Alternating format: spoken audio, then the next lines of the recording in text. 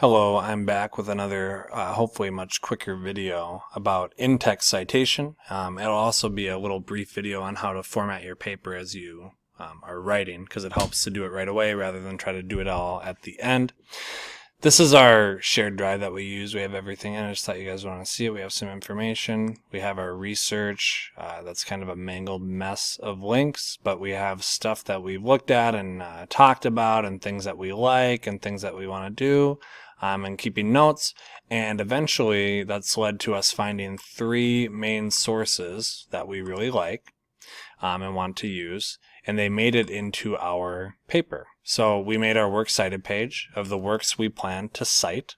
Okay, the only thing that goes on this works cited page is what actually makes it into the paper, and right now these three sources are all in the paper. We're not done with the paper yet. We have about 250 or so words, yeah. So we're about halfway there. If you remember from the research outline, we start by defining the problem in our introduction, and I'll go through that in a moment, but we do that. Then in our body, we'll start reporting our sources, our information that we've learned and found about our topic. That starts to narrow. I'll show you that too. While we report our sources, we have to cite them. We have to give credit to what's being said, because we don't just know this stuff. We have to give credit where it's due. Before we get to the citations, you'll notice I have a header, I have a page number. I do that by double clicking into here and formatting it correctly off to the right. I also have this top header with our name, the project, the class, the date.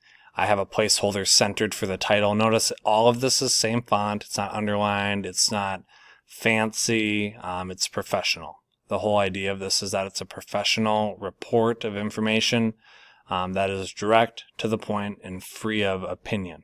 Okay? Now you'll notice our attention getter right off the bat is a statistic. It says it is estimated that 90% of toys in the market are made from plastic. I don't just know that off the top of my head. Okay, I read that in a source. That source is in our works cited page right here. And it's the article, not this article. It's right here. So I found that, or Mrs. Bosey found it in this paragraph. It says that 90% of toys on the market are plastic, which is pretty shocking. So we wanted to use that as our attention getter, and that's what we did. Now, we gave credit to the article because that is where the information was found. In order to do that, we have to take the last name or the title from our works cited page and put it at the end of the sentence. So the format goes as follows. Put your source information in the sentence, finish your sentence at the end before the period, in parentheses, put either the last name, or if there's no last name, the next thing that is in the citation, like the title most of the time.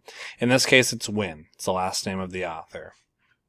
Now, if we move through our introduction, you'll see we start to define our problem.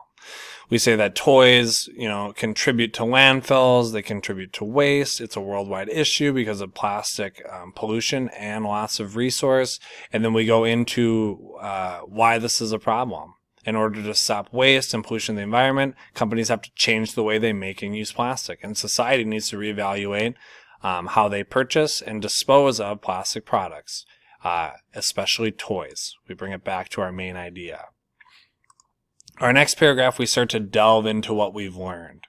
Again, we have a statistic, although this time it does not have an author. And we see Mrs. Bosey hanging out in here as well. We have our stat. It says toys are a large part of the economy in the United States. The estimated U.S. market size for a total toy industry is approximately $28 billion annually. Now, we got that from a source, and that was a source without an author in this case. It was U.S. sales data. It's just published by the Toy Association. So there's no author. It's an organization, and it's a pretty hard statistic. We just put it in sentence form and put it up here, but again, we need to give credit. Just because there's not an author doesn't mean it's not cited. We still put the title. And we get our title from both the article and our works cited page right here. So if we ever don't know what to put, It's the first thing up to the period that we have, either the title or the author. And when we do the author, it would just be the last name. Okay?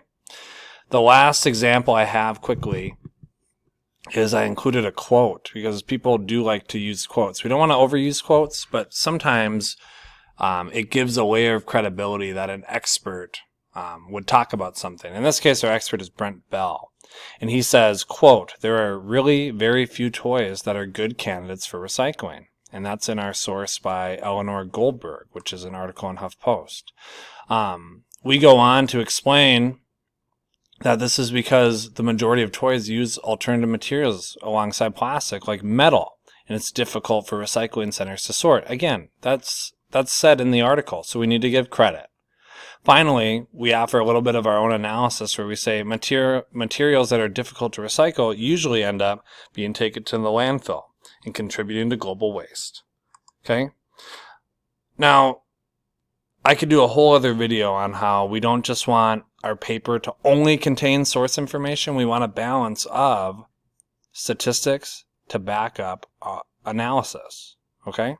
So we used our statistics to pursue our idea that toys are contributing to plastic overuse, and waste. And that's where we're trying to go so far in our paper. As you can see, we're not done. And you guys probably aren't done yet either.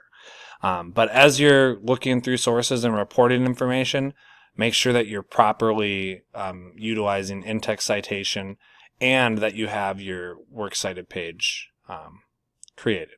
Okay? Hope you guys have a good day, and thanks for watching.